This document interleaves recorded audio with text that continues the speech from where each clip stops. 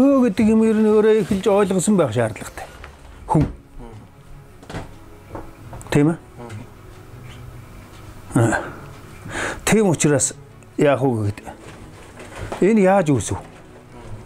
Энээс эхлэх шаардлагатай болов уу гэж би хувьд үздэг. Тэгэхээр зэрэг нөгөө энэ дэр чинь заавалчгүй биднээс нөгөө юу яагаад ах шаардлага байхгүй шүү дээ.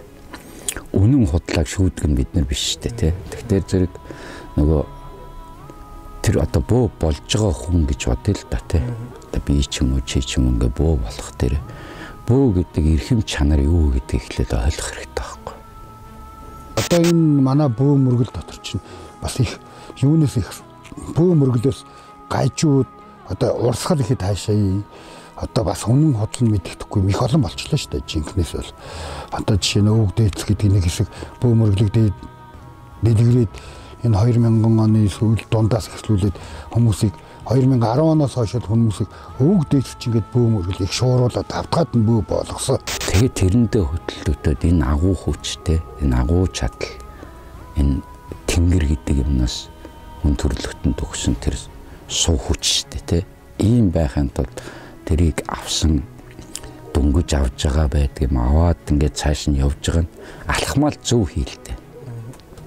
Бөөгөөрөө зөв байдгүй маа гэхэд энэ үзэл яг энэ цаад хуулиндаа шудраг байх юм бол тэр хүн хүнээрээ бас зөв болно шүү дээ. Үгүүдээ гэхэд Булдоо нөхрийг бөөлүүлэхийн тулд яах вэ гэхээр тэр хүн чинь ариун байх шаардлагатай, эрүүл байх шаардлагатай. Бас ухамсарын зохих хэмжээний тэрийг онгод тэнгэрийг аваад явах хүчин чадалтай соёлтой уул хөв хүн сайн байх ёстой. Эрүүл сарвал хүн зөв хүн төлөвшсөн хүн байх ёстой тийм ээ. Бөө гэдэг нь бол нийтэд нь хэлж байгаа. Тэр олон бөөнөрөөс тодроод эрдэм чадсан хитидэд ирэхээр тэр хүмүүсийг эргэтэйг зайраг чадсан мэдлэгтэй болоод тэр удхан. За тэгээд нөгөө нөхрийг нөгөө булдоо гэдэг хүнээ эмэгтэй хүн байвал удган болох, эрэгтэй хүн байвал зайран болох. Ингээд энийг яахад шалгарл байна. Чи хэдийгээр амьд байгаа боловч олны дотор оршиж олны хүнд тэтгэлийг хөндлөж чадахгүй нэр муутай явна гэдэг чинь амьд дээр өгцөнтэй ялгаа байхгүй зү. Тэгэхээр зэрэг болохгүй зааг дотор л хязгаараасаа давхгүй өөрийнхөө хүч чадлыг мэдрээл чадах гэсэн юм төгс хийгээл тэгээд дэрэгдэхээс эхлээл ингээл түмэн олондоо буянтай хүнд гай болохгүй ядаа тус болдгоо маа гэхэд гай болохгүй тэгээд зөвийн талд нь ингээд зогсож игэл одоо энэ дэр чи үнэн худлын шүүлтгэж байхгүй болчих واخгүй их захгүй дураараа дургдаг бөө мөргөлд байхгүй үнэн худал юм гаргаж ирдэг санаанаас зохиодог тэгээд 9 шидийн юмтай бас сүн сүүдэртэй бөө мөрглийг бөөгийн онгодыг хойлдог ийм л байдал онсон шүү дээ яг үндсэндээ бол тэгээд ер нь бөөгийн бөө хүн гэдэг бол оюун санааны л удирдагч. Тэнгэрдүүлэнгүүт яах вэ гэхэд нөгөө нөхөр чинь юу яадаг. Арих хамрын цутган сүү хоёрыг ээжлээд өгнө. Өнөөдөр өдрөөс 11 цагаас эхлээд одоо цагын зөөгсөж байхаас эхлээл.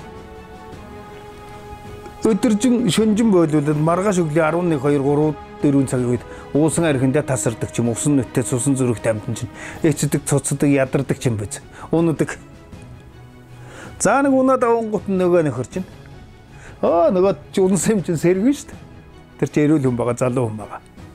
За тэгээд өгөнгүүт нөгөө нөхөр чинь сэргэнгүүт нь танд ерөөсөө баг арц хүүж ариусгал идэ тавг дээж ерөөсөө аймаар юм болсон. Одоо Чингис нөхөр зайран болсон. Нэр нь ингээд агуу том нэрийг авчаад те одоо Тэнгэрийн улаач гэдэг нэр авчаад өөрөө читгэр мэт араншин гаргаад явах юм бол хэдий чадaltaй байгаа ч цаад агуулга нь утгагүй болчихж байгаа ч гэдэг. За хамгийн багадаа бөө хүн чинь бөө болохын тулд ер нь нэг 9 жилиг зарцуулдаг шүү дээ. Ер нь Тэнгэрийн үрс нэгэн тал Тэнгэрийн үрсад бол Тэнгэр мэт затгаас сэтгэдэг, ухаардаг тийм жавхаалаг л байвал болоо шүү дээ.